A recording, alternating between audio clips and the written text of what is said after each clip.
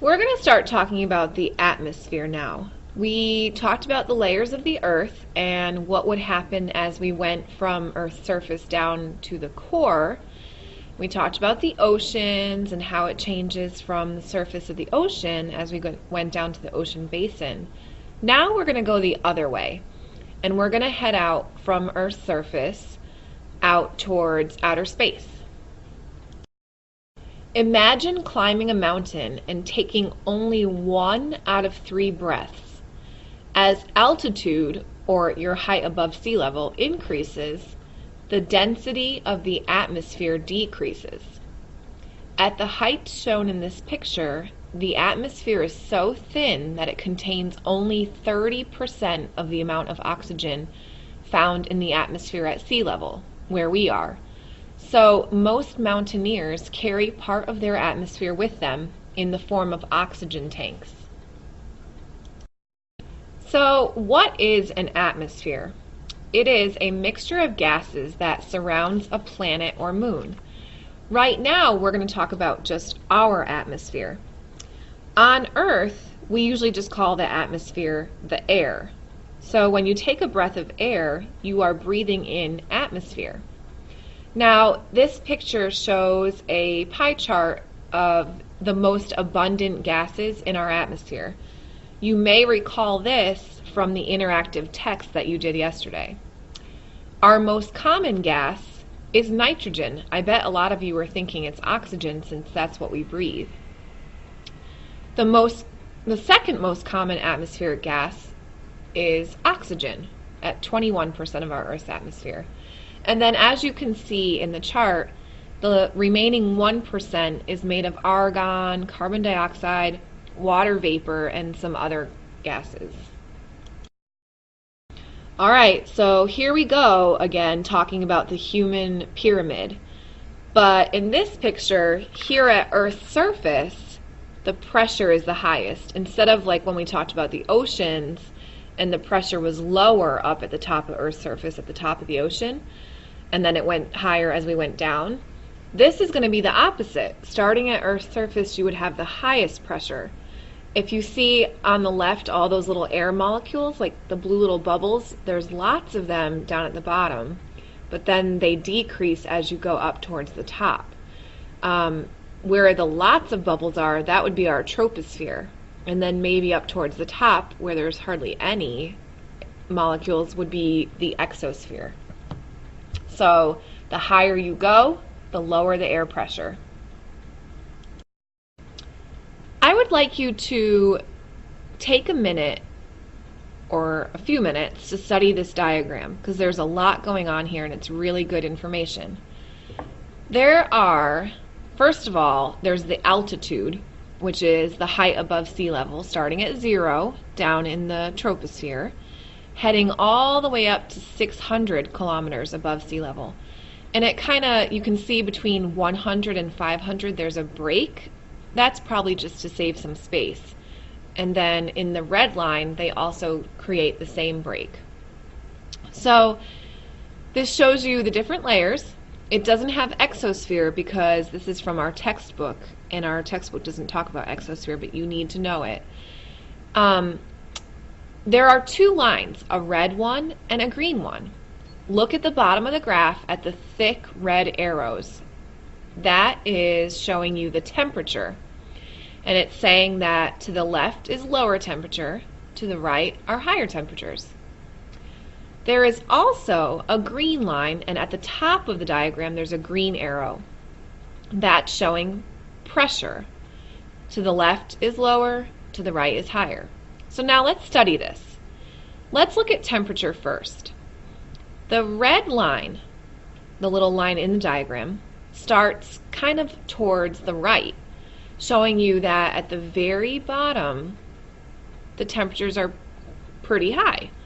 Then you'll notice as you're going towards the top of the troposphere, the line decreases quite a bit, going towards the lower side. That's because temperature gets colder in the troposphere. Now, you might think the whole time you're going up that it would get colder or even get warmer because you're getting closer to the sun.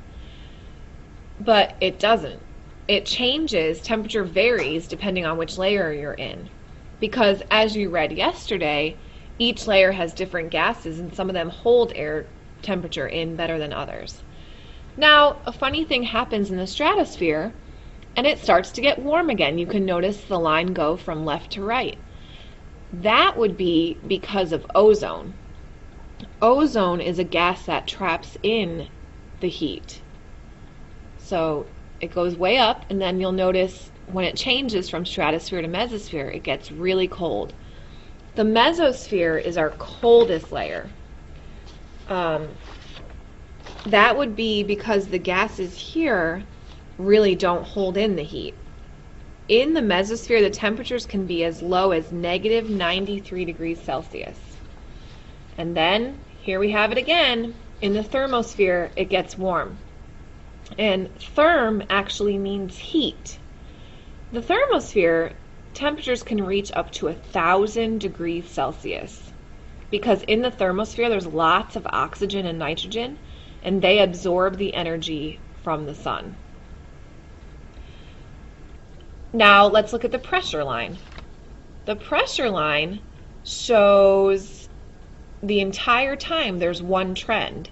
You can see that little green line is all the way to the right in the troposphere. It's kind of hard to see it under the mountains there. And then as you go up the layers, the pressure just decreases and keeps on decreasing. Now we're going to break it down by the layers. The troposphere is the lowest layer of the atmosphere. It's the one that we live in. It is the most dense. It's where weather occurs, like all the clouds, any precipitation, everything happens in the troposphere. Pressure is the greatest, and as we mentioned in that graph that we just saw, the little diagram on the slide before, the higher you go up, the colder it gets in this layer. This is probably where most planes would fly at the top of. The stratosphere. Planes would fly maybe at the bottom of this layer since they're at the top of the troposphere. It starts off really cold, but then as we saw in the diagram, the temperature will increase the higher you go. The rise in temperature is because of the ozone layer. Ozone is a gas that absorbs UV rays from the sun, protecting all life on Earth. The mesosphere is the middle layer of the atmosphere and definitely the coldest because the gases there do not trap the heat. You might think that since it's closer to the sun, it would be warmer, but it's not. This would be the layer that you would see shooting stars and meteors in. And they will burn up before they hit Earth's surface in this layer. The thermosphere is definitely the hottest layer. The prefix therm means heat. So in this layer, the temperature can reach up to 1,000 degrees Celsius. This would be the layer that normally you would see the space shuttles in. And the funny thing about the thermosphere, even though it's so hot, it wouldn't actually feel hot because the density is so low. So basically, like the air molecules are not bumping into each other, so they don't transfer energy. So imagine that, like, not that we can go out there, but if we could, a thermometer would read 1,000 degrees Celsius, but we would not feel it. The ionosphere is not its own layer. It's in two other layers. Those two layers that it's in are the upper mesosphere and the lower thermosphere. Now, in the ionosphere, there are electrically charged particles called ions. And the ionosphere is where auroras occur. In the polar regions, the ions radiate shimmering energy called auroras. You guys might have heard about like the aurora borealis before. Or you may have heard of them called the northern lights.